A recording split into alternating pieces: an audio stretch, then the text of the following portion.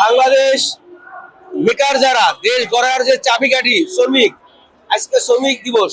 শ্রমিকরা যদি না থাকে এই দেশ কোনোদিন উন্নতি হতো না, এই দেশ উন্নতি হবেও না।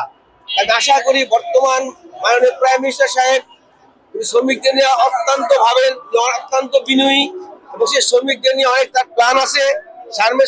সামনে শ্রমিকরা জানি আরো ভালো কিছু করতে পারে, তাদের জানের মালের নিরাপদ থাকে, কর্মসংস্থানে তাদের কোনো অ্যাক্সিডেন্ট হয় তারা যেন ইন্স্যুরেন্স পায়। তাই অনেক প্ল্যান সামনে আমাদের প্রাইম মিনিস্টার ঘোষণা দেবেন, আজকেও বলবেন।